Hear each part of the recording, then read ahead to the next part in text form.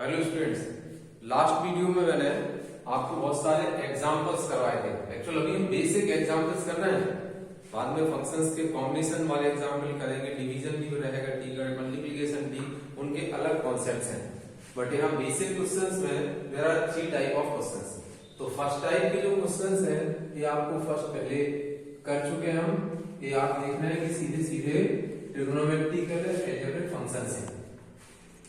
इनमें तो direct singularity की प्रॉपर्टी, इनको कन्वर्ट करना पड़ता था, sine q cos q sine square cos square product को स्प्लिट करना है। इसमें और इसमें क्या डिफरेंस बताया था कि यहाँ इनको बस स्प्लिट करिए, उनके लाप्लास मालूम। यहाँ प्रॉब्लम साइन कॉस से नहीं थी, यहाँ उसके एंगल से। एंगल में अंडर रूट टी है, तो इसलिए इनको सीरीज फॉर्म में एक्सपांड करना है और सीरीज बनाकर फिर हम लाप्लास ट्रांसफॉर्म फाइंड करेंगे।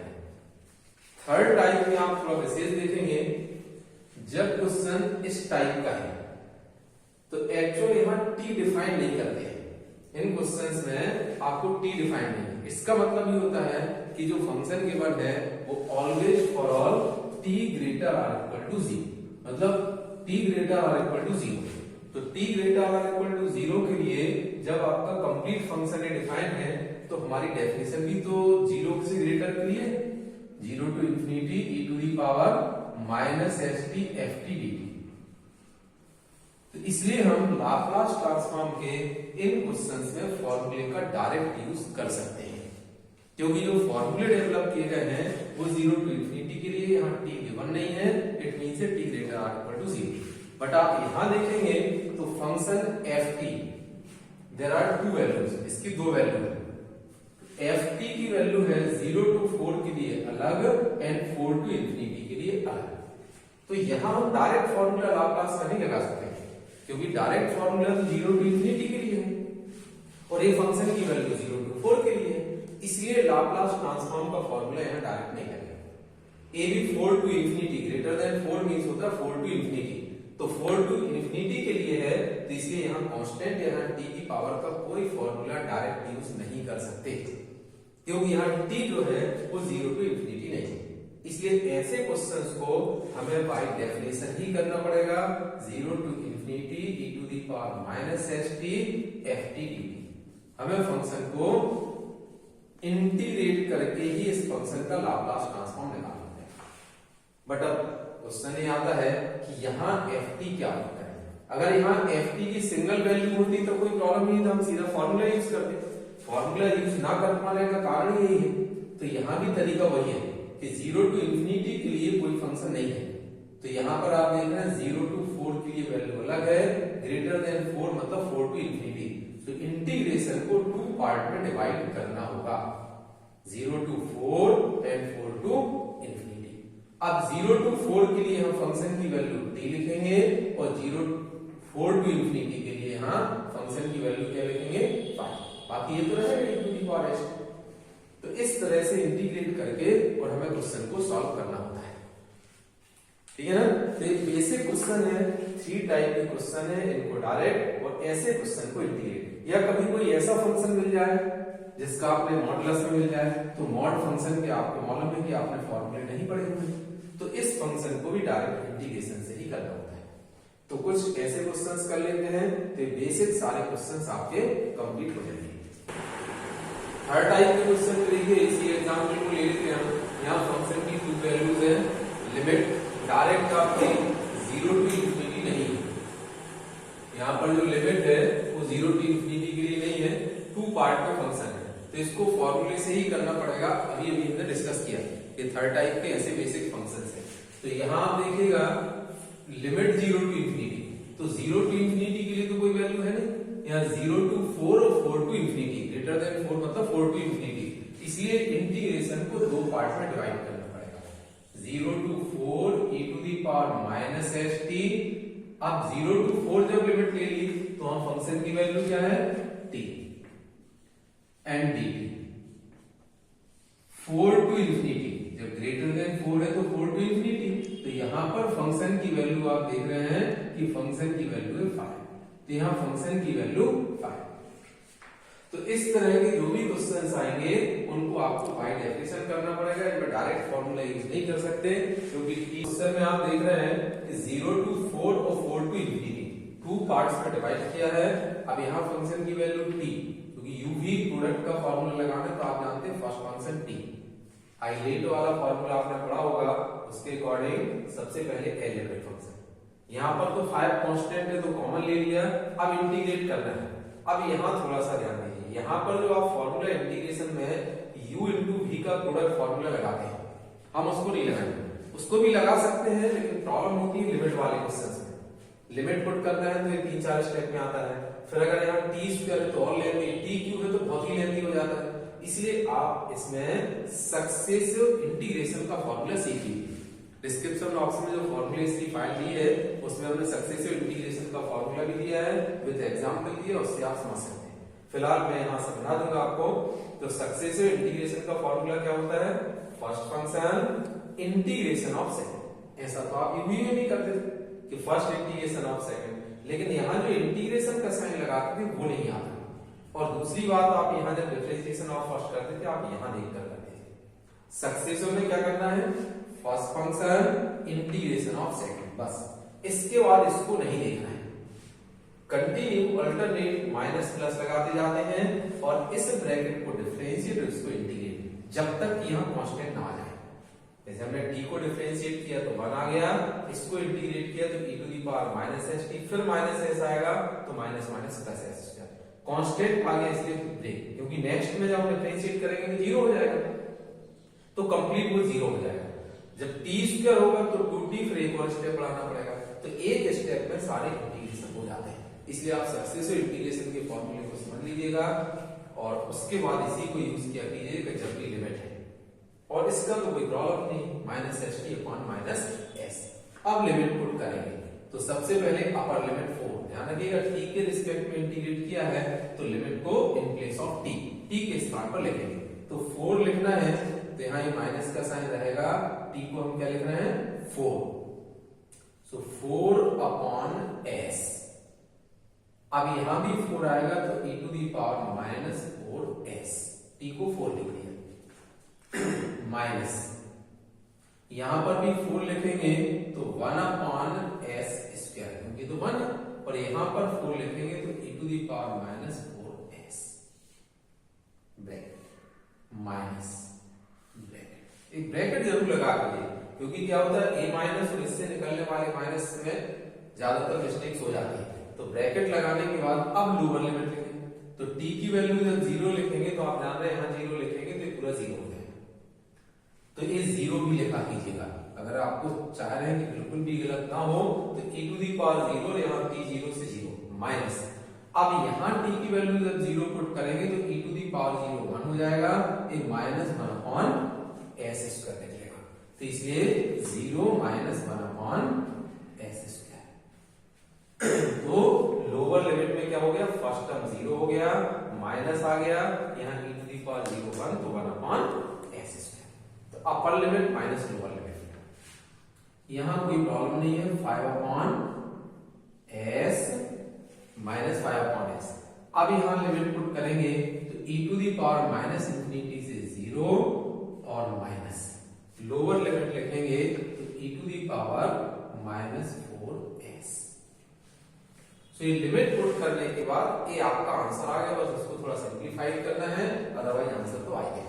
तो मुख्य समझना आपको ये है कि थर्ड टाइप क्वेश्चन जो फंक्शन की टू वैल्यूज या ऐसा फंक्शन जो फॉर डिफरेंट टी के लिए डिफाइन हो, या मॉडुलस फंक्शन है जिनके हम लाप्लास ट्रांसफॉर्म जानते नहीं है, तो उस कंडीशन में ऐसे फॉर्मूला लिख कर हमें डेफिनेशन के थ्रू ही लाप्लास ट्रांसफॉर्म फाइंड करना पड़ेगा। तो जैसे टी की लिमिट डिफाइन है क्वेश्चन में, हर एक में दी रहेगी, तो ऐसे इंटीग्रेशन को डिवाइड करके वैल्यू पुट करना है। इंटीग्रेशन ये सक्सेसिव इंटीग्रेशन की फॉर्मूला आप समझ गए होंगे, first function integration of second minus, बस अब यहाँ नहीं देखना है, आप यहाँ देखते हैं अपना फॉर्मूला लगाते हैं, जब आप इसको डिफरेंशिएट कीजिए, इसको इंटीग्रेट, जब तक कि कांस्टेंट में ना बदल जाए। 5 इसको इंटीग्रेट किया, अपर लिमिट माइनस लोअर लिमिट, बस इसको सिंप्लीफाइड आपको करना है, बाकी क्वेश्चन तो हो गया। तो इसके सिंप्लीफिकेशन में ज्यादा प्रॉब्लम नहीं है। ई वाले क्वेश्चन में हमेशा कहते हैं कि ई को कॉमन ले लिया करिए तो और आसान हो जाता है।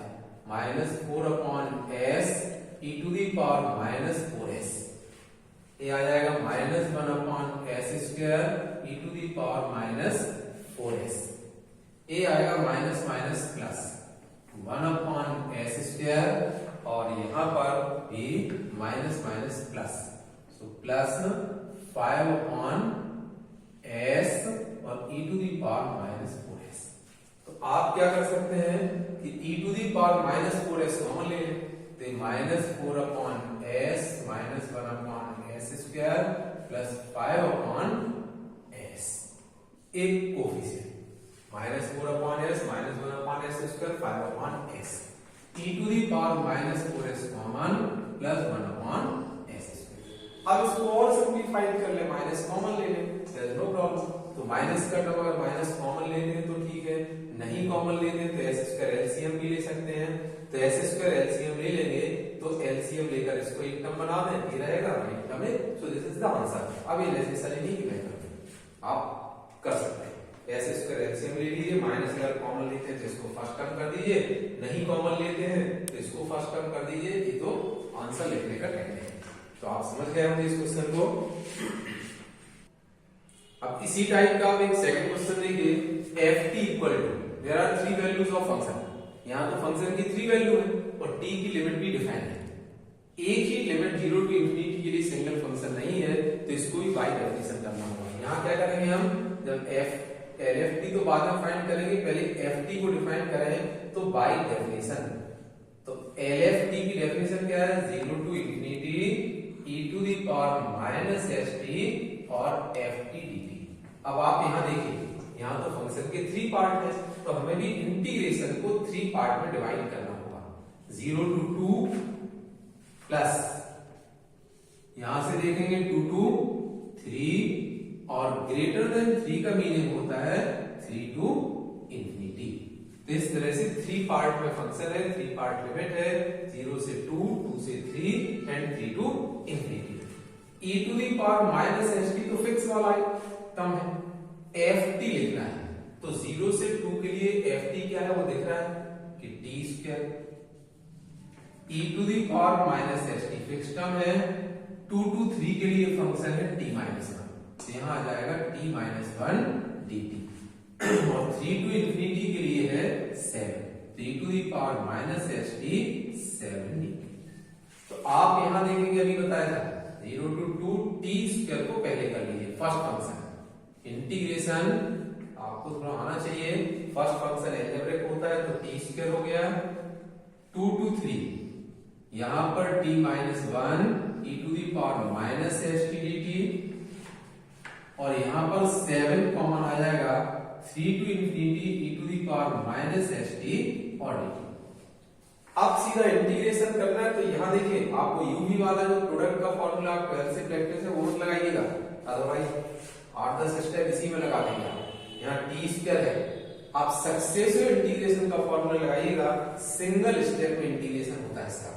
तो सक्सेसिव इंटीग्रेशन में जैसे अभी मैंने बताया था कि आप क्या लिखेंगे, first function integration of second function, alternate लगाना होता है माइनस, फर्स्ट ब्रैकेट को डिफरेंशिएट करिए, सेकंड को इंटीग्रेट t⁻⁻st, फिर माइनस s आएगा तो माइनस माइनस क्या हो जाएगा प्लस s², अगेन प्लस, फिर फर्स्ट ब्रैकेट को डिफरेंशिएट कीजिए 2 और इसको इंटीग्रेट करेंगे तो -st/-s नीचे आएगा तो -s³। तो आप देख रहे हैं सक्सेसिव इंटीग्रेशन से एक बार में पूरा इंटीग्रेशन हो गया, तो ये आ जाएगा 0 टू 2। अब बाकी इसको भी सक्सेसिव इंटीग्रेशन से इंटीग्रेट कीजिए, इसको डायरेक्ट इंटीग्रेट कीजिए और ये लिमिट पुट कर दीजिए, तो आपका आंसर आ जाएगा। तो इसको आपको करना है इस क्वेश्चन को। अगर क्वेश्चन नहीं बनता है तो आप कमेंट बॉक्स में इतना लिख दीजिए कि नहीं बना है, तो फिर हम उसको सॉल्व आगे कर देंगे। वैसे कुछ है नहीं, बस इसमें था तो हमने सक्सेसिव का इंटीग्रेशन का फॉर्मूला लगा कर बता दिया और आप समझ गए कि इस टाइप के क्वेश्चंस को आपको ऐसे पार्टीशन करके ही सॉल्व करना है। आप इस क्वेश्चन को देखेंगे third, ft equal to modulus t-1 t+1 t greater और इक्वल टू 0 फाइंड ft। आप यहां कह सकते हैं कि t ग्रेटर और इक्वल टू 0 तो है, मतलब 0 टू इंफिनिटी ले तो डायरेक्ट फॉर्मूला लगा दीजिए लाप्लास का, लेकिन डायरेक्ट नहीं होगा क्योंकि मॉडुलस फंक्शन के हमने लाप्लास फॉर्मूले पढ़े ही नहीं और लिमिटेशंस बहुत है। 7 फॉर्मूले आपके पास हैं, ओनली 7। तो ये मॉडुलस फंक्शन आप 11th क्लास से काफी पढ़ रहे हैं, ये डिफरेंशिएशन में इंटीग्रेशन में काफी आते थे, तो इनको फंक्शन को सिंप्लीफाइड करना आना चाहिए। जब फंक्शन को हम सिंप्लीफाइड करके सिंपल कन्वर्ट कर लेते हैं तो आप देखेंगे कि किस तरह डिफाइन होता है, फिर आप उसका डिफरेंशिएट कीजिए, इंटीग्रेशन कीजिए। डिफरेंशिएबिलिटी आपने पढ़ी होगी 11th 12th में, उसमें भी इस तरह के फंक्शन आते थे, इंटीग्रेशन में तो काफी आते थे। तो मॉड फंक्शन को सिंप्लीफाइड करना समझिएगा। यहाँ क्या करना होता है कि मॉड के अंदर जो लिखा है उसको 0 लिखिए, t minus 1 equal to 0 and t plus 1 is equal to 0। तो इससे निकलेगी t की वैल्यू 1। t की वैल्यू 1 मींस यहां इंडिकेट कर दीजिए 1। इससे निकलेगी -1, तो यहां इंडिकेट कर दीजिए -1। अब एक्चुअल क्वेश्चन तो t greater or equal to 0 है, यहां पर 0 है, तो ग्रेटर आर इक्वल टू 0 मतलब पहले से ही फंक्शन डिफाइन इस रीजन में है 0 टू इंफिनिटी के लिए, तो इसलिए ये तो रिजेक्ट हो जाएगा क्यों, ये लिमिट से बाहर आ रहा है। t माइनस 1 को 0 लिखा तो t is equal to 1, plus 1 को 0 लिखा t equal to -1। Given limit t greater or equal to 0, Laplace हम इसी के लिए पढ़ते हैं, तो हमारा रेंज a है, हमारा रीजन a है, तो -1 तो रिजेक्ट हो गया, 1 है, तो यहां पर 2 पार्ट में इंटीग्रेशन को डिवाइड करना होगा और इसी को हम सिंप्लीफिकेशन कहते हैं कि यहां जब फंक्शन की वैल्यूज लिखेंगे तो 2 पार्ट में लिखेंगे। एक पार्ट लिखा जाएगा फॉर 0 टू 1, तो एक पार्ट लिखेंगे हम जब t की लिमिट होगी 0 to 1, means 0 less or equal to t less or equal to, एक पार्ट तो a हो जाएगा।